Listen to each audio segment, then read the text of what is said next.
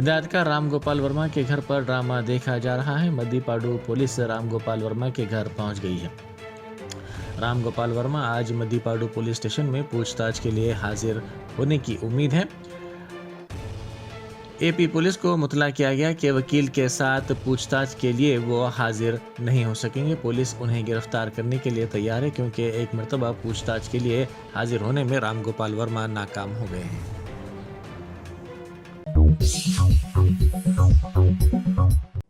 वज़ीर आला रेवंत रेड्डी ने तेलंगाना में कांग्रेस हुकूमत की तश्कील के 1 साल के मौके पर 30 नवंबर को महबूब नगर में किसान कॉन्फ्रेंस मुनक़िद करने की हिदायत दी है। इस प्रोग्राम में किसानों की बड़ी तादाद को शामिल करने की उन्होंने हिदायत दी है और कहा कि किसानों में बेदारी के तौर पर ये प्रोग्राम मुनक़िद किया जाए। रंगारेड्डी ज़िले के कोंडापुर मंडल के गर्मापुर गुरुकुल स्कूल में तलबा को नाक़िस ग़िज़ा की फराहमी की शिकायत की गई।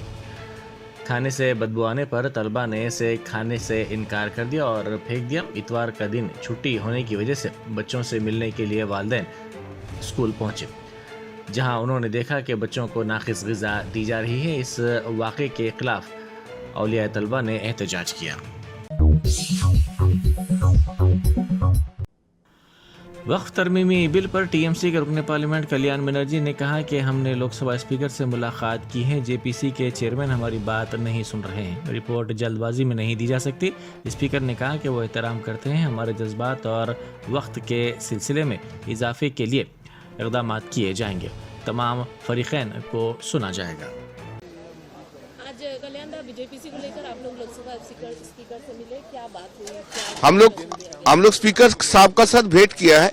हम लोग पहले भी भेंट किया। हम लोग का भावना जो था उन्होंने उनको बोला था ये बुलडोज कर रहे हैं, जेपीसी का चेयरमैन बुलडोज कर रहा है, हम लोग को सुनता नहीं है, सबको सुनता नहीं है और ये इतना जल्दी रिपोर्ट नहीं देने सकता है, तो ये रिपोर्ट फॉल्टी हो जाएगा, टाइम लगेगा।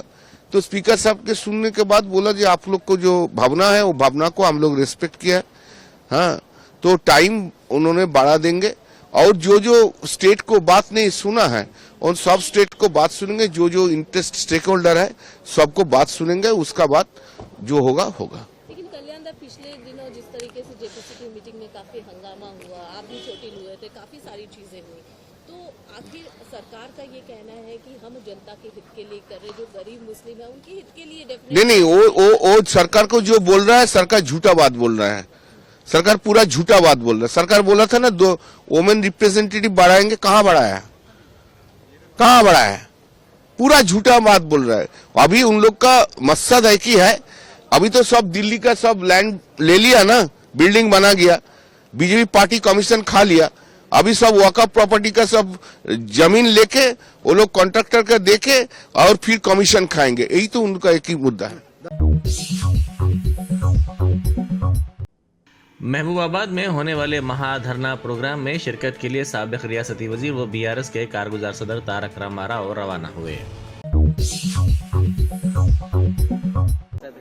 देखिए, सबसे पहली बात तो ये है कि संभल की चंडोसी की जहाँ मस्जिद है वो कोई 50 साल 100 साल नहीं बल्कि 200-250 साल पुरानी मस्जिद है, उससे ज़्यादा है। वहाँ पर कोर्ट की तरफ से बगैर मस्जिद के जिम्मेदारों को कमेटी को सुने उन्होंने एक एक्स पार्टी ऑर्डर पास कर दिया, वो गलत है। दूसरा ये है कि एक बार तो आपने गलत ऑर्डर दिया, सर्वे हो गया, दूसरा सर्वे जब किया आपने किसी को इत्तला नहीं दी। तीसरी बात यह है कि पुलिस का ये काम था कि मस्जिद कमेटी को कॉन्फिडेंस में लेते या वहाँ की पीस कमेटी को। चौथी बात यह है कि जो सर्वे करने लोग आ रहे हैं वो प्रोवोकेटिव स्लोगन्स लगा कर आ रहे हैं, वो वीडियो उसका है, पब्लिक डोमेन में है। और उसके बाद जो वहाँ पर वायलेंस हुआ जिसमें 3 मुसलमानों को गोली लगी, उनकी मौत हुई, हम इसका कंडेम करते हैं। ये फायरिंग नहीं बल्कि मर्डर है। और जब से बाबरी मस्जिद राम मंदिर का जजमेंट आया, जिस बात को मैं पर्टिकुलरली कह रहा हूँ कि उस जजमेंट के बाद ये सब चीज़ें खुलेंगी और एक के बाद एक खुल रही हैं। एएसआई प्रोटेक्टेड मॉन्यूमेंट सब बातें कर रहे हैं, क्या एएसआई के कानून में नहीं है कि आप उसका रिलीजियस नेचर चेंज नहीं, कैरेक्टर चेंज नहीं कर सकते? किस बुनियाद पे कर रहे हैं ये? और आप किस बुनियाद पर अपने फेथ को दूसरों पे थोपेंगे। भाई कानून कोई चीज है ही नहीं है। जिस दिन कोर्ट में सुनवाई होती है उसी दिन ऑर्डर हो जाता है, उस दिन सर्वे भी हो जाता है। ये तो 1948 में ऐसे ही हुआ था बाबरी मस्जिद में। तो ये जो फायरिंग हुई है ये फायरिंग नहीं है, मर्डर है। और जो भी ऑफिसर्स इन्वॉल्व है उनको सस्पेंड करना चाहिए और एक सिटिंग हाई कोर्ट जज से उसकी इंक्वायरी होनी चाहिए। ये सरासर गलत है, जुल्म हो रहा है वहां पर तो संभल में। वहाँ के सांसद पे FIR दर्ज कर दिया जाए। आप जिस पे चाहे कर लीजिए भाई, जिस पे भी चाहे कर लीजिए, जज आप, जूरी आप, सब आप, तो बचेगा क्या फिर अब? सर जेपीसी में आप लोगों ने समय मांगा है क्या? जी जैसा अभी आपने हमारे डेलीगेशन तरफ से बोला गया है, मैं उसको रिपीट करना नहीं चाहता। मगर स्पीकर साहब ने बड़ी इत्मीनान से हमारी पूरी जितने मेंबर्स 11 नॉन बीजेपी एमपीज गए थे उनकी बात को सुना। वो बोले कि इसके ऊपर कंसिडर करेंगे और हमको उम्मीद है कि ऑनरेबल स्पीकर साहब इसका टेन्योर बढ़ाएंगे। क्योंकि आप देखिए बंगाल नहीं गई कमेटी, बिहार हम लोग नहीं गए, उत्तर प्रदेश में शिया वक्फ की प्रॉपर्टीज को हमने नहीं देखा। तो ऐसे कई, दिल्ली के मंत्री को बुलाना है, ऐसे कई स्टेट्स है जहां पर कमेटी को जाना चाहिए। वो स्टेक होल्डर्स हैं, उनकी बात को सुनना बहुत जरूरी है।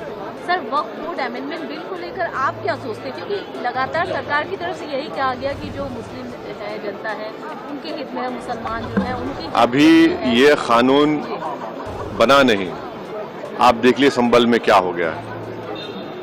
अभी ये कानून बना नहीं है, आप देख रहे हैं कि हर जगह पे बोल दिया जा रहा है कि नहीं ये यहाँ पर 500 साल पहले मस्जिद नहीं थी। इस बिल में आप ये बिल आर्टिकल 26 का वायलेट करता है। ये संविधान के फंडामेंटल राइट का 26 का ग्रेव वायलेशन है। ये बिल कलेक्टर को इतने पावर्स दे रहा है कि कलेक्टर तय करेगा कि कौन सी वक्फ प्रॉपर्टी है नहीं है। ये कैसे होगा? कलेक्टर कैसा जज होगा अपने ही केस में? तीसरा, आप किस बुनियाद पर इस बिल में आप नॉन मुस्लिम को मेंबर बना रहे हैं? जितने धर्म की बुनियाद पर, चाहे वो हिंदू धर्म के एंडोमेंट बोर्ड्स हो, चाहे दिल्ली का SGPC हो या उसका एक्ट हो, या क्रिश्चियंस के जो भी उनके धर्म के संस्थाएं हैं, वहां पर तो कोई उसी धर्म का आदमी मेंबर बनता है। आप तो कंपलसरी स्टेट वक्फ बोर्ड में जहां पर 11 मुसलमान बनते थे वहां पर आप मेजॉरिटी नॉन मुस्लिम बनाना चाह रहे हैं। सेंट्रल वक्फ काउंसिल में मेजॉरिटी ऑफ नॉन मुस्लिम बनाना चाह रहे हैं। क्यों करना चाह रहे हैं आप? ये क्या मकसद है आपका? कलेक्टर को इतना पावर दे रहे हैं। तो ये आर्टिकल 26 का ग्रेव वायलेशन है और इसीलिए वक्फ को बचाने के लिए नहीं लाया जा रहा है, ये वक्फ को खत्म करने के लिए, और वक्फ बोर्ड को सिर्फ एक पोस्ट ऑफिस बना के रखना चाह रहे हैं। तो जो वक्फ की प्रॉपर्टी है वो गवर्नमेंट की दी भी नहीं है, इसको मुसलमानों की गाड़े खून की कमाई है, तो आप उसको छीनना चाह रहे हैं। और उतना ही मकसद है सरकार का। आप देख रहे हैं संभल में क्या हो रहा है, ऐसे ही और वाकयात होते रहेंगे। मलारदुपल्ली पुलिस स्टेशन के करीब महफिल रेस्टोरेंट आराम घर पर मछली फरोख्त करने वालों की धांधलियों का पता चला है। ये मछली फरोख्त करने वाले सड़क पर अपनी दुकानात लगाते हुए ग्राहकों से धांधली कर रहे हैं। 1 किलो में 400 ग्राम की सेटिंग की जा रही है। मछली फरोख्त करने की इस धांधली के दौरान मुख्तलिफ किस्म की शिकायत सामने आई है। महाराष्ट्र के थाने में एक फार्मा फैक्ट्री में ज़बरदस्त आग लग गई। फायर फाइटर्स बड़े पैमाने पर लगने वाली आग को बुझाने की भरपूर कोशिश कर रहे हैं। ताहम थाने म्युनिसिपल कॉरपोरेशन के हुकाम ने कहा कि इस वाक़े में किसी की मौत नहीं हुई है। महबूबाबाद के कबायलियों ने साबिक़ रियासती वज़ीर व BRS के कारगुज़ार सदर तारक रामाराव के महबूबाबाद के दौरे की मुखालिफत की है। उन्होंने कहा कि BRS के कायद और BRS पार्टी कबायलियों के खिलाफ है, इसीलिए तारक रामाराव महबूबाबाद ज़िले का दौरा ना करें। बैरिस्टर असदुद्दीन ओवैसी MP व सदर कुल हिंद मजलिस इत्तेहाद मुस्लिमीन ने उत्तर प्रदेश के संभल में कल पुलिस फायरिंग में 3 नौजवानों की हलाकत के मसले पर बहस के लिए तहरीक इल्तिवा की नोटिस लोकसभा में दी है। शाही जामा मस्जिद के सर्वे के खिलाफ एहतजाज करने वाले मुस्लिम नौजवानों पर पुलिस की फायरिंग से मरने वालों की तादाद 4 हो गई है। कशीदगी उस वक्त शुरू हुई जब मुकामी अफराद ने अदालत के हुक्म पर सर्वे टीम के खिलाफ मज़ाहमत की। पुराने शहर में आज अफसोसनाक वाक़या पेश आया। फौरी इत्तलात के मुताबिक चंदूलाल बारादरी इलाके के एक अपार्टमेंट की लिफ्ट अचानक टूट गई, जिसके नतीजे में 5 अफराद जख्मी हो गए। इनमें से ज़्यादातर के पाँव टूट गए। इस वाक़े के बाद वहाँ रहने वालों में खौफ की लहर दौड़ गई। जख्मियों को इलाज के लिए दवाखाना मुंतकिल कर दिया गया। हादसे के वक्त लिफ्ट में मौजूद एक शख्स ने इस मंजर की वीडियोग्राफी की और ये वीडियो सोशल मीडिया पर तेज़ी के साथ वायरल हो गया। पार्लियामेंट के सरमाई सेशन का आज से आगाज़ हुआ। इस सेशन के आगाज़ से पहले स्पीकर लोकसभा ओम बिरला ने कहा कि हमें दस्तूर को सियासत से दूर रखना चाहिए। उन्होंने कहा कि पार्लियामेंट के सरमाई सेशन के दौरान वक्फ बिल पर तवज्जो मरकूज़ किए जाने का इम्कान है। आम आदमी पार्टी लीडर संजय सिंह ने कहा है कि अडानी की बदउनवानी आलमी सतह पर हिंदुस्तान के लिए शर्म की बात बन गई है और मुल्क की छवि को ख़राब कर रही है। अडानी का कीनिया से पीछा किया जा रहा है और अमेरिका से भी उन्हें बेदखल करने की तहरीक चल रही है। 2200 करोड़ रुपए की रिश्वत के सबूत के बावजूद वज़ीर-ए-आज़म मोदी और पूरी हुकूमत हिडनबर्ग के इंकशाफात के दौरान खामोश रही। हमने जेपीसी का मुतालबा किया और हम अब भी जेपीसी का मुतालबा कर रहे हैं। देखिए, अडानी का भ्रष्टाचार पूरी दुनिया में भारत के लिए शर्म का और भारत की छवि को बिगाड़ने का, धूमिल करने का विषय बन गया है।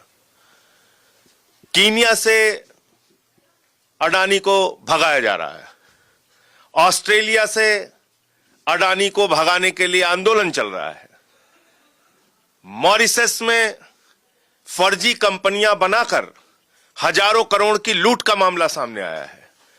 दुबई से लेकर दुनिया के तमाम देशों में अडानी भारत का अपमान करवा रहा है, भारत की छवि धूमिल करा रहा है और इससे बाकी जो व्यापारी हैं हिंदुस्तान के अंदर, उनको भी लगता है कि जब एक ही आदमी के लिए भारत की सरकार और भारत के प्रधानमंत्री काम कर रहे हैं तो हमारे रोजगार का क्या होगा।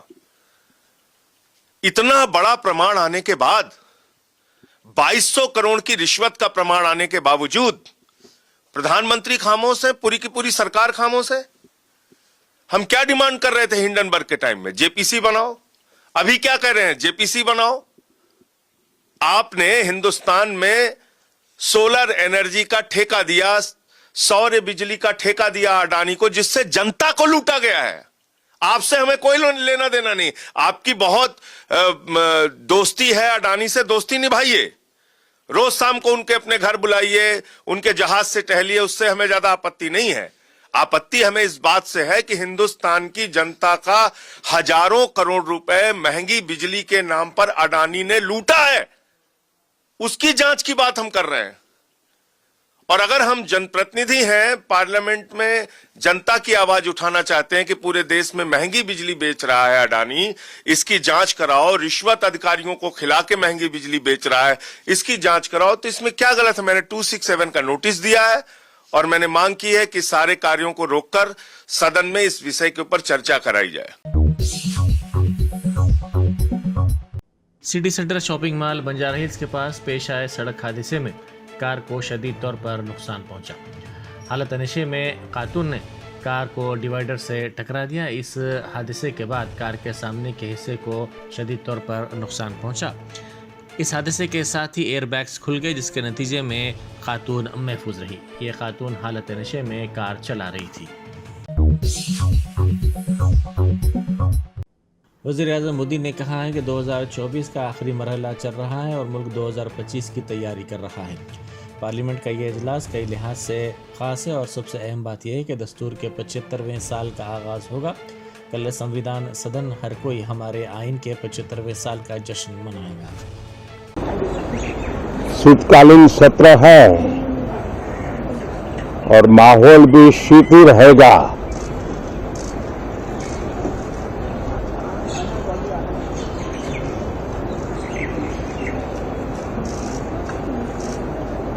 दो 2024 का ये अंतिम कालखंड चल रहा है।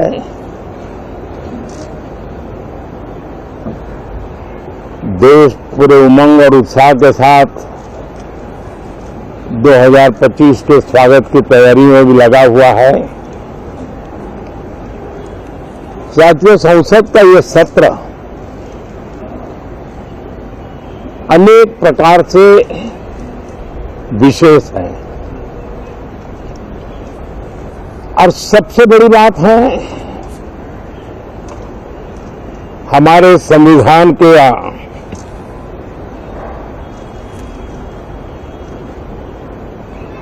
75 साल की यात्रा, 75वें साल में उसका प्रवेश, ये अपने आप में लोकतंत्र के लिए एक बहुत ही उज्जवल अवसर है। और कल संविधान सदन में सब मिलकर के इस संविधान के 75वें वर्ष की उसके उत्सव की मिलकर के शुरुआत करेंगे। Germanten super speciality hospital national award winner doctor Mir Jawad Zar Khan, German trained senior orthopaedic surgeon and director, माहिर डॉक्टर्स डॉक्टर वासिफ आजम और doctor Bharvi Chunduri, senior cardiologist और दीगर डॉक्टर्स नुमाया खिदमत अंजाम दे रहे हैं। Robotic surgery, advance cath lab, MRI, operation theatre, ICU, 2D ultrasound जैसी सहूलियात से आरास्ता कॉर्पोरेट लेवल हॉस्पिटल, वाजबी फीस में हर मर्ज से शिफायाबी के लिए Germanton super speciality hospital, Attapur.